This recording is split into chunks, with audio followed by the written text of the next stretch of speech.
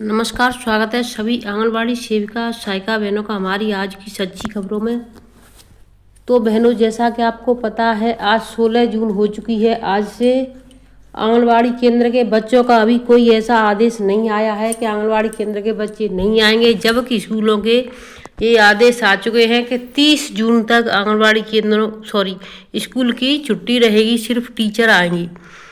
तो आज से अभी कोई आदेश नहीं आया है। अगर कोई आदेश आता है तो हम बहुत जल्द आपको चैनल के माध्यम से ही बताएंगे। उससे पहले मैं आपको कई आदेश दिखा देती हूँ और आप सभी से कहना चाहती हूँ, सभी बहनें, आज 16 है, अभी आपके पास एक दिन और 17 18 जून को धरना है। तो 17 जो बहनें दूर हैं वो 17 को शाम को निकल लें। जो बहनों के पास पड़ता है दिल्ली, वो बहनें 18 सुबह ही आ जाए जल्दी से, जिससे सभी बहनें वहाँ धरने में एकत्रित हों और अपना धरना करें। केंद्र खुलने से पूर्व की तैयारी है। ये 17 तारीख को तीसरा मंगलवार है, जिसमें हमें पीटीएम करनी है। इसी के साथ साथ मैं आपको कई आदेश दिखाऊंगी, क्योंकि अगर आपसे कोई पूछता है कि क्या आपने पीटीएम के बारे में समझाया, क्या देखा, क्या बताया, तो आप इस चीज़ को अपना नोट कर लें। प्रत्येक केंद्र पर शिक्षा के 4 कोने बनाए गए हैं, जबकि कहीं कहीं पर ही बनाए गए हैं। पैसों को टीचर खा चुके हैं। पुराने शिक्षण अधिगम सामग्री साफ व व्यवस्थित करें, जरूरत अनुसार नए तैयार करें। दीवारों पर बच्चों हेतु शिक्षण चार्ट लगाएं जो आसानी से बच्चे देख पाएं। बैठने हेतु दरी चटाई की व्यवस्था करें। पैसा कोई आता नहीं है, आंगनबाड़ी अपने घर से दरी चटाई 6000 रुपये में और खरीद लें। रजिस्टर और ज़रूरी चीज़ें एक जगह रखें। नए बच्चों की सूची बनाएं और प्री प्राइमरी ग्रुप में साझा करें। अभिभावकों को होमवर्क ग्रुप की जानकारी दें, साथ ही उन्हें प्रेरित करें।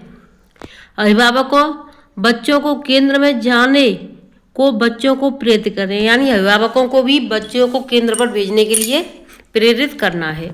बच्चों के बैग, पानी की बोतल आज साफ रख लें, यानी ये हमें किसको बताना है? माता पिता को। बच्चों को नमस्ते करना सिखाएं, सभी से मिलजुल कर रहना सिखाएं। ये काम यानी उनके अभिभावकों को ये करना है। अब मैं ले चलती हूँ आपको आदेशों की तरफ, बहनों लास्ट तक बनी रहें। तो जैसा बहनों आपको सभी को पता है, अभी ये 2 से 3 दिन पहले की बात है। जो लोग सुबह हंसते हंसते हुए घर से निकले थे, उन्हें क्या मालूम था कि वापस लौटने का मौका नहीं मिलेगा। ये जो प्लेन क्रैश हुआ था, आपने शायद देखा होगा समाचार में, टेलीविजन टीवी के माध्यम से या अपने मोबाइल पर, क्योंकि ये देखिए क्रैश हुआ था, उसमें ज़्यादा से ज़्यादा लोग हताहत हुए थे। 300 से ज़्यादा की मृत्यु हुई थी, क्योंकि कुछ लोग हॉस्टल में थे। सिर्फ इस जो क्रैश हुआ था, इस पर सिर्फ एक ही इंसान बचा था। मौत न तो उम्र देखती है, ना जगह और ना ही वक्त। जो करना है नेकियां जो कमानी है वो आज ही कर लो, क्योंकि कल सिर्फ एक उम्मीद है, हकीकत नहीं है। तो देखिए, खुद हंसते हंसते हर इंसान सुबह जगता है, उसको पता नहीं शाम तक हमारा क्या से क्या हो जाए। देखिए, नेता हैं, अधिकारी हैं, अपने एसी में बैठे रहते हैं और आंगनबाड़ी बहनों को काम पर लगा देते हैं। वो संडे का दिन भी अब छुट्टी पर नहीं रहा है हमारा।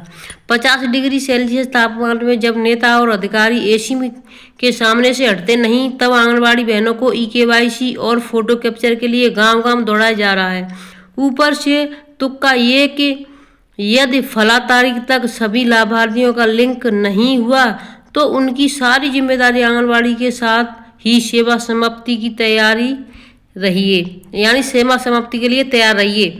अगर किसी आंगनबाड़ी या सहायिका को लू लग गई और कोई अनहोनी हो गई तो विभागीय अधिकारी, DPO, CDPO और सुपरवाइजर के ऊपर सदोष मानव वध का मुकदमा कायम कराया जा सकता है, क्योंकि जो पत्र शासन से जारी हुआ है वह आंगनबाड़ी के लिए नहीं, DPO, CDPO और सुपरवाइजर द्वारा गांवों में कैंप लगाकर EKYC और फोटो कैप्चर कराने के लिए जारी हुआ है।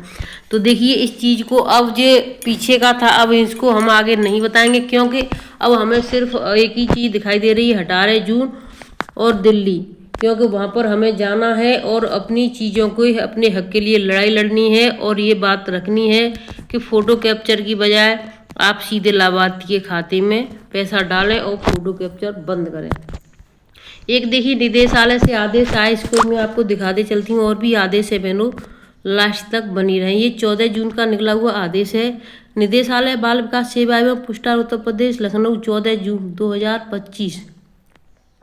शासनादेश संख्या दिनांक 6/5/2025 द्वारा वर्ष 2025-26 हेतु निर्धारित स्थानांतरण नीति के क्रम में निम्नलिखित जिला कार्यक्रम अधिकारियों को समान पद पर वेतनमान से स्तंभ 3 से स्तंभ 4 में स्थानांतरित करते हुए तत्काल प्रभाव से इनके द्वारा तैनात किया जाता है। यानी जो जिला अधिकारी हैं, जैसे आपके डीपीओ, तो उनके ट्रांसफ़र हो चुके हैं, तो अपने अपने ज़िले के डीपीओ का नाम देख लें, जिससे कि आपको पता रहे कि हमारे ज़िले के डीपीओ का क्या नाम है। क्योंकि आपको कोई सुपरवाइजर, कोई सीडीपीओ ये वाली बात बताने वाला नहीं है कि आपके ज़िले के डीपीओ का क्या नाम है। आपको इन चीज़ों के बारे में बहुत ज़रूरी है कि आप कम से कम इतना पता होना चाहिए कि हमारे ज़िले का, जो हमारे विभाग का सबसे बड़ा अधिकारी ज़िले में, उसका नाम क्या है।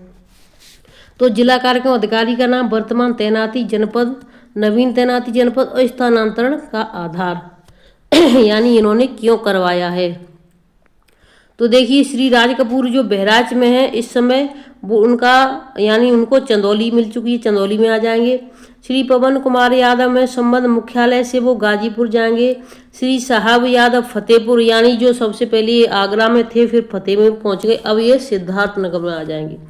ठीक इसी तरीके से राकेश कुमार मिश्र उन्नाव से बाराबंकी, इफ्तिखार अहमद जालौन से बलरामपुर, निहारिका विश्वकर्मा, सुश्री निहारिका विश्वकर्मा बलरामपुर से बहराइच, सुश्री दीप्ति त्रिपाठी बुलंदशहर से फतेहपुर, श्री दुर्गेश प्रताप सिंह कानपुर से सहारनपुर, अजय कुमार इटावा से उन्नाव, और श्री मनोज कुमार मौर्य जो गोंडा में सबसे बड़ा भूकंप भूचाल दिखा रहे हैं कि आपको ये काम करना है, वो आ रहे हैं आगरा। तो आपके देखिए मैंने जो नवीन है वो बता दिए कौन कहाँ पर आ रहा है। ये 10 डीपीओ है इनका, यानी ट्रांसफ़र हो रहा है। उक्त वर्णित शासनादेश के प्रश्नानुसार संबंधित अधिकारियों से अनुरोध है कि स्थानांतरण कार्मिकों को स्थानांतरण आदेश की दिनांक से 1 सप्ताह के अंदर प्रथस्थायी की समीक्षा किए बिना स्थानांतरित जनपद में योगदान किए जाने हेतु तत्काल कार्य मुक्त कर दें तथा स्थानांतरित जिला कार्यक्रम अधिकारी द्वारा स्थानांतरित समय सीमा 1 सप्ताह के अंदर स्थानांतरित जनपद में योगदान करना सुनिश्चित करें। तो देखिए स्थानांतरित जिला कार्यक्रम अधिकारी का माह का जून माह का यानी जो वेतन है वो दूसरे जहाँ पर उनकी तैनाती होगी नवीन, वहाँ से निकलेगा। तो इसमें मैं ज़्यादा कुछ नहीं बताऊँगी। हमें सिर्फ अपने काम पर ध्यान देना है, ना कि इन अधिकारियों के। अधिकारी तो हमेशा आंगनबाड़ियों को परेशान करते हैं। सरनीत कौर ब्रोका जो आप सभी बहनों की निदेशक हैं। अब मैं आपको ले चलती हूँ एक और आदेश की तरफ। एक और देखिए, अब जो हमारी आंगनबाड़ी बहनें जिस पर विश्वास करती थी उनसे विश्वास हटता जा रहा है। इस सुधांशु को ट्रोल करो, आज कमेंट करो कि तू उत्तर प्रदेश की आंगनबाड़ी बहनों को एक नहीं होने दे रहा। जो संगठन निष्कर्ष है उनसे एक होने की बात करता है। जो संगठन बराबर काम कर रहे हैं उनके साथ जोड़ने की बात नहीं करता कि उनके साथ खड़े रहो, खड़े हो जाओ। और कल तक यह कह रहा है कि काम मत करो, फेस कैप्चरिंग मत करो, और आज कह रहा है कि फेस कैप्चरिंग करो। अधिकारियों के हाथों बिक गया है।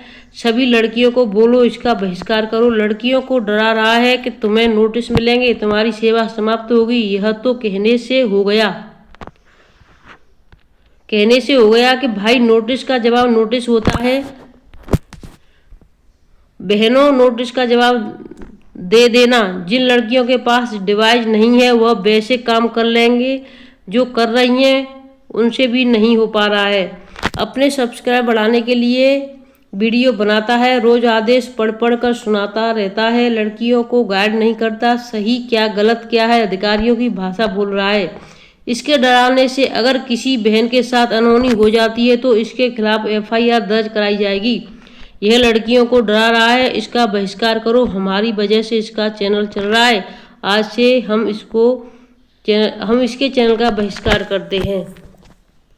तो देखिए ये यानी उस पर आया है, मैं आपको दिखा देती हूँ। फॉरवर्ड है, यानी ये भेजा गया है हमारे पास बहनों के द्वारा। तो देखिए, हमें डराने धमकाने के लिए अधिकारी बहुत हैं। अगर कोई चैनल वाला डराता धमकाता है तो ये बहुत बड़ी कमी है, जिसको हमने अभी आपको बता दिया, आप सभी बहन जानते होंगे। अब कैप्चर फेस को ही मिलेगा पोषाहार, ई-केवाईसी और फेस वेरिफिकेशन के बिना नहीं मिलेगा पोषाहार और गर्म भोजन। आंगनबाड़ी केंद्रों पर 1 जुलाई से बिना ई-केवाईसी नहीं मिलेगा पोषाहार। तो ये देखिए, लखनऊ से खबर आ चुकी है बहनों।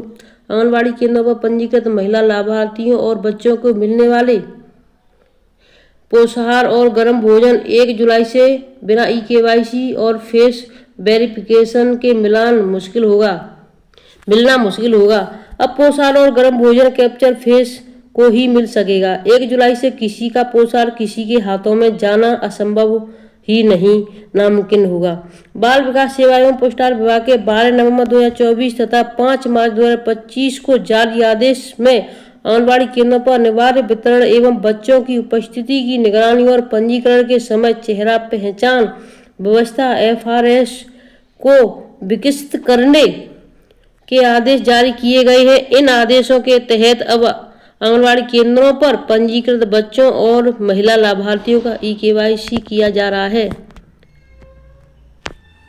ई-केवाईसी के साथ ही अब